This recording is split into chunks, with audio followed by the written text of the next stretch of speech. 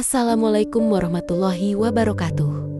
Masih bersama channel H2 Content Creator. Kali ini kita akan bercerita tentang kehidupan seorang pembantu muda di rumah mewah yang mendapat sebuah ujian besar. Yuk, tanpa berlama-lama, kita langsung ke alur cerita.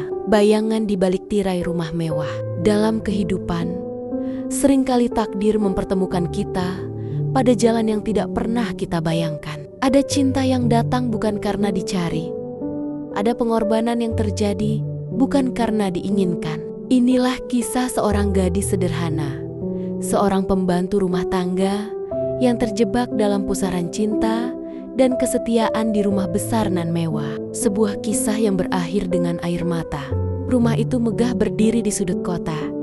Temboknya menjulang, gerbang besinya kokoh. Di dalamnya tinggal sepasang suami istri kaya raya, Tuan Arman dan istrinya, Nyonya Ratna. Namun rumah besar itu sering terasa sunyi, dingin, seakan menyimpan rahasia.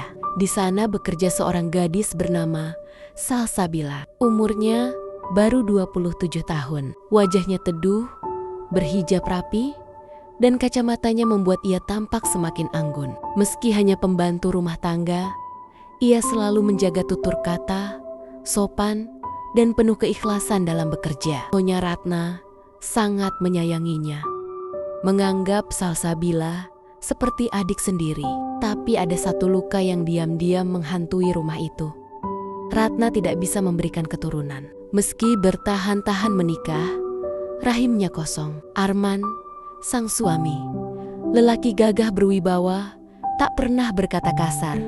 Namun dalam diam, ia menyimpan kekecewaan. Sesekali ia termenung, menatap kosong ke taman rumah, merasakan sepi yang tak bisa diisi harta benda. Salsabila menyadari hal itu. Ia sering menemukan majikannya duduk termenung. Ia ingin menghibur, tapi selalu menahan diri. Baginya, jarak antara majikan dan pembantu tetaplah garis batas yang harus dijaga. Namun siapa sangka, kesunyian dan luka batin itu perlahan menjadi jembatan, mempertemukan hati-hati yang tak pernah berniat saling terpaut. Hari itu, hujan turun deras. Nyonya Ratna harus pergi keluar kota untuk berobat, mencari harapan terakhir agar bisa hamil. Sebelum berangkat, ia menitipkan pesan pada Salsabila. "Salsa, jagalah Tuan Arman ya. Aku takut ia kesepian. Rumah ini terlalu besar jika ditinggali sendiri," ucapnya pelan sambil menggenggam tangan Salsabila. Salsabila hanya tersenyum. "Insya Allah Bu, saya akan jaga rumah ini." Saat Ratna pergi, rumah terasa semakin sunyi. Hanya ada deru hujan dan suara detik jam dinding. Malam itu, Arman duduk sendirian di ruang tamu. Pandangannya kosong, matanya basah. Salsabila yang lewat tak sengaja melihatnya. Ia ragu, tapi akhirnya mendekat. "Tuan, apakah Anda baik-baik saja?" tanyanya lembut. Arman terdiam lama, lalu berkata lirih, "Aku lelah Salsa. Semua orang menanyakan kapan aku punya anak. Aku mencintai Ratna, tapi luka ini terlalu berat." Salsabila hanya bisa diam. Ia merasakan kepedihan itu, tapi tak berani banyak bicara. Dalam hatinya muncul simpati yang perlahan tumbuh menjadi sesuatu yang tak bisa ia kendalikan. Rasa iba yang bercampur kagum pada sosok Arman.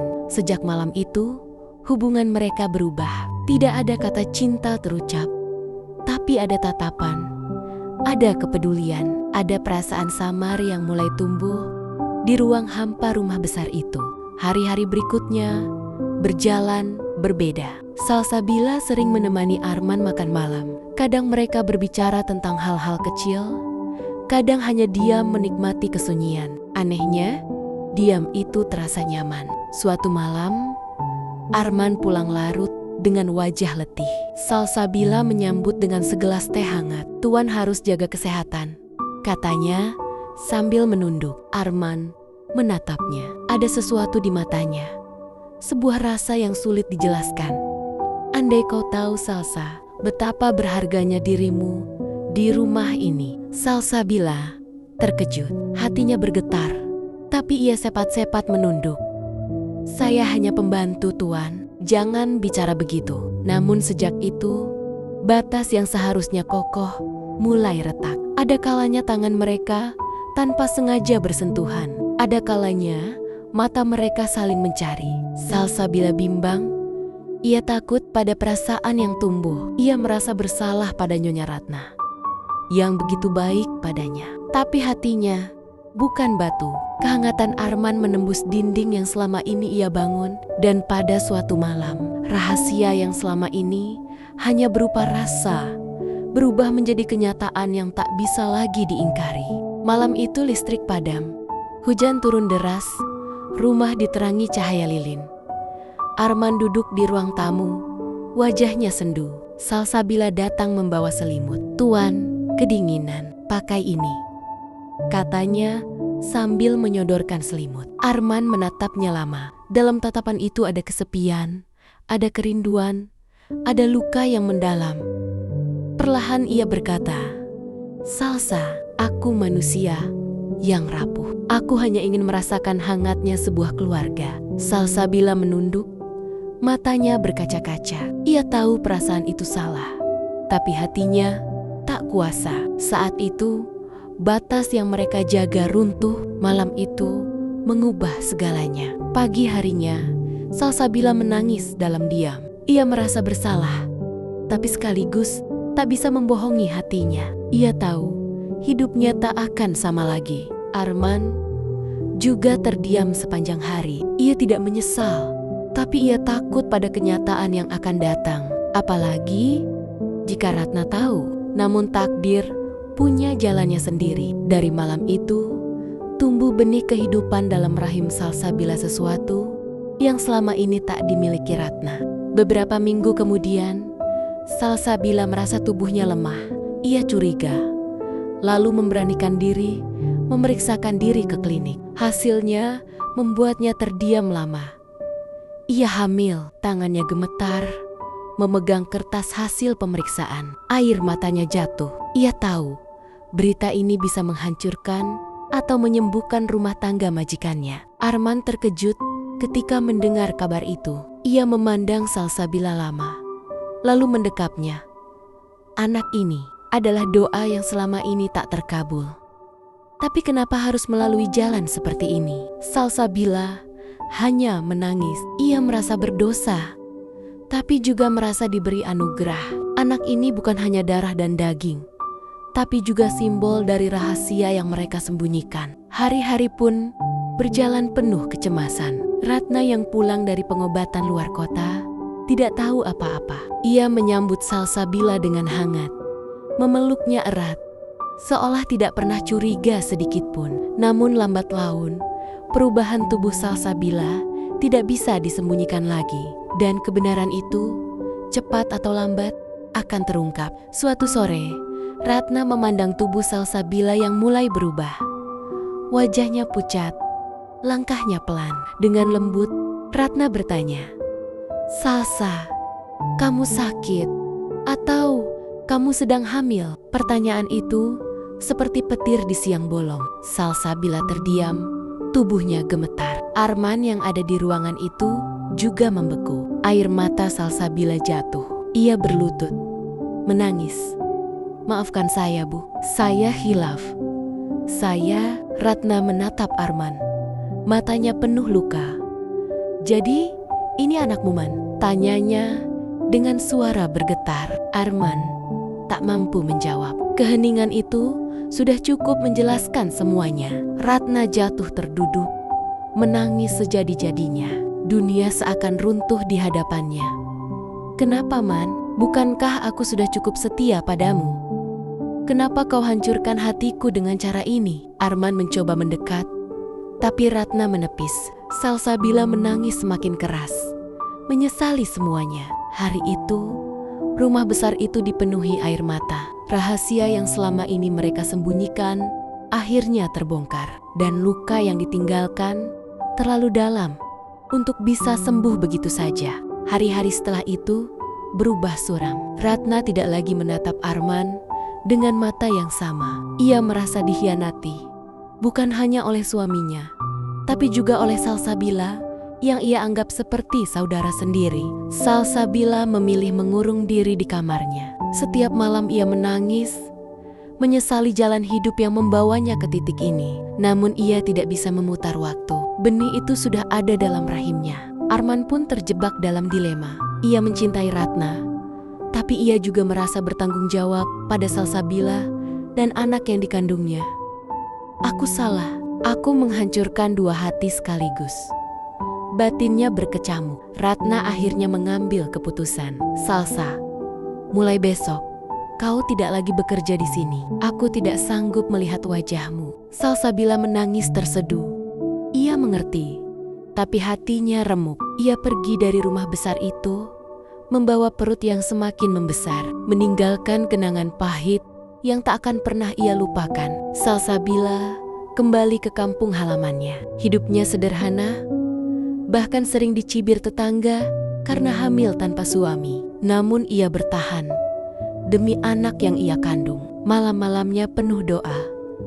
Ya Allah, lindungi anak ini. Meski aku berdosa, jangan kau biarkan ia menanggung kesalahan ibunya. Di sisi lain, Arman hidup dalam penyesalan. Rumah besar itu semakin dingin. Ratna tak lagi tersenyum, dan hubungan mereka renggang. Ia sering termenung, merindukan suara Salsabila, merindukan bayangan anak yang tak lama lagi lahir. Namun ia tak berani mencari. Ia tahu, luka Ratna terlalu dalam. Waktu berjalan, dan hari kelahiran itu pun tiba. Salsabila melahirkan seorang bayi laki-laki. Wajahnya mirip Arman. Saat pertama kali menggendong, air matanya mengalir deras. Nak, kau hadiah terindah dalam hidupku, sekaligus penebus dosa ibumu. Namun kebahagiaan itu hanya sementara, karena takdir kembali menguji mereka. Suatu hari, Arman tanpa sengaja bertemu dengan Salsabila di rumah sakit. Saat itu, Salsabila sedang menggendong bayinya yang baru berusia beberapa bulan. Arman terpaku, matanya berkaca-kaca. "Itu anakku?" tanyanya dengan suara bergetar. Salsabila menunduk, air matanya jatuh. "Iya Tuan, ini anakmu, tapi biarlah ia hanya mengenalku sebagai ibunya. Jangan datang ke hidup kami, demi Nyonya Ratna." Arman meraih tangan bayinya. Bibirnya bergetar. "Aku ingin mendengar ia memanggilku ayah, Salsa." Namun Salsabila menahan tangannya. "Tidak Tuan, biarkan anak ini tumbuh tanpa luka. Biarkan ia hidup tanpa mengetahui kisah kelam orang tuanya." Arman menangis dalam diam. Ia ingin berteriak, tapi ia tahu Salsabila benar. Ia hanya bisa menatap anaknya dari kejauhan, lalu pergi dengan hati yang remuk. Tahun demi tahun berlalu. Salsabila membesarkan anaknya seorang diri. Ia bekerja keras, penuh cinta. Meski hidup serba kekurangan, anaknya tumbuh sehat, ceria, tak tahu apa-apa tentang masa lalu ibunya. Di sisi lain, Arman hidup dalam kehampaan.